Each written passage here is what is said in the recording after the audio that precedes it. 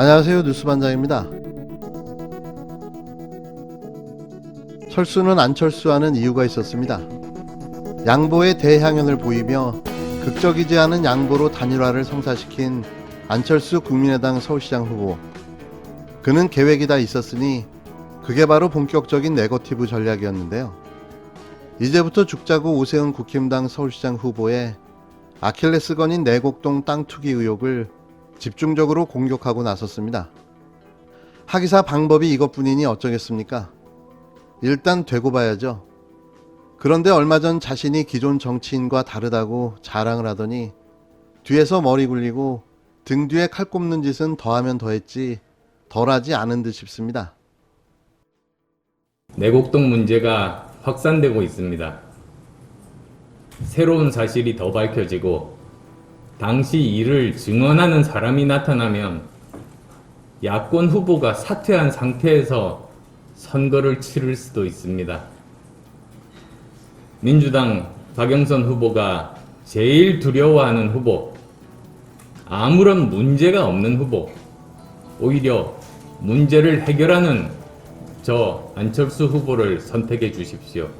근데 안철수 후보께서 내곡동 언급을 하셔가지고 지금 현재 이제 지지율 추이로 볼 때 안철수 후보 캠프에서 의존할 수 있는 유일한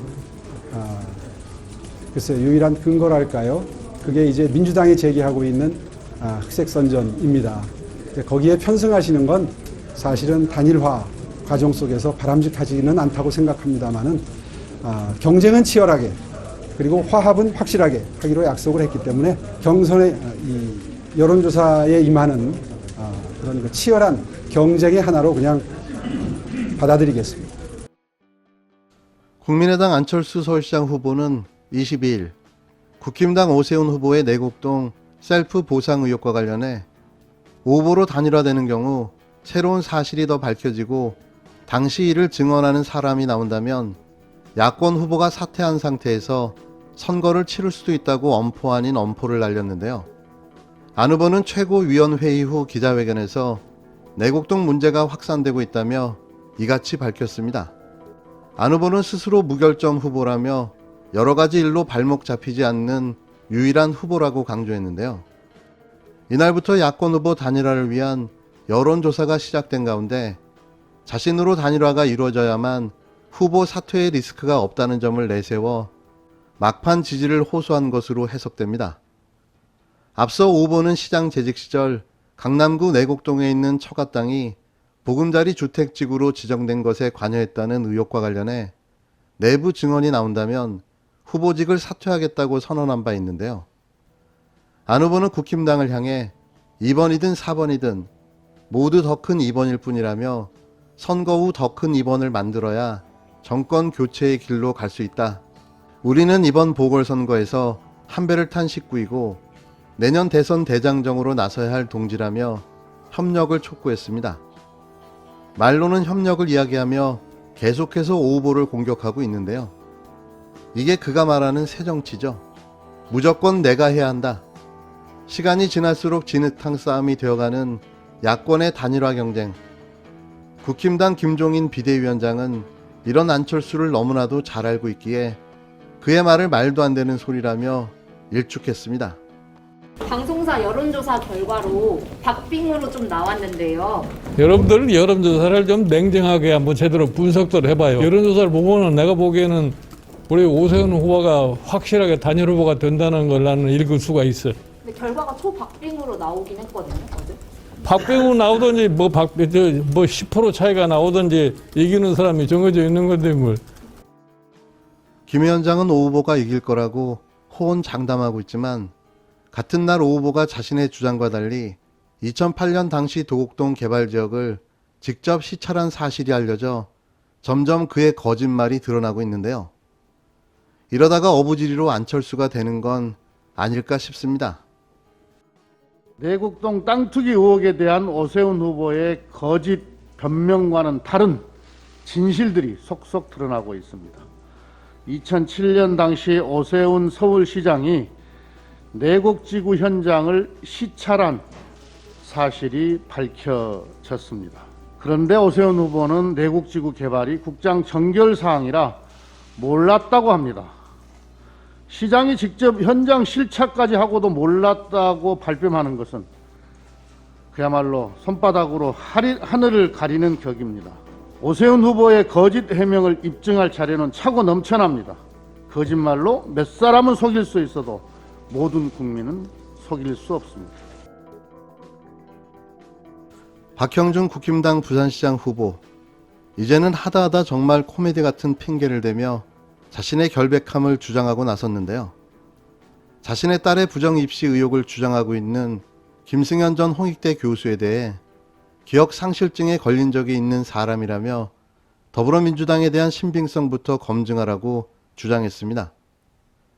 김소정 부산시장 보궐선거 국힘당 부산선대위 대변인은 22일 성명서를 통해 얼핏 보면 김 전 교수는 입시 비리의 근절을 위해 오랜 기간 헌신하는 등 정직하게 살아온 것 같다면서 2008년 홍대 입시 비리 문제가 터졌을 당시 17년여간 재직하면서 학부모들이 가져온 돈가방을 내동댕이 친 적이 있다고 당당히 말하기도 했다며 2008년 홍익대 입시비리 내부 고발을 적극적으로 추진했다고 밝혔는데요.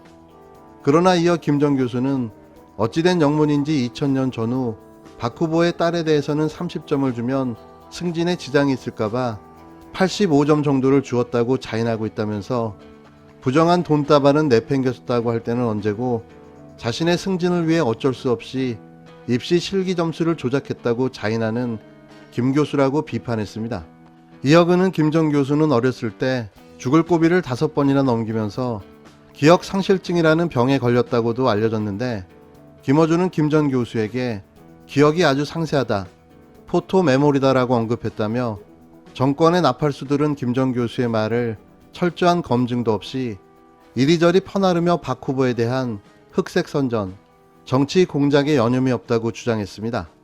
이렇게 모든 상황과 정황을 상세하게 기억해내는 기억 상실증 환자가 있습니까?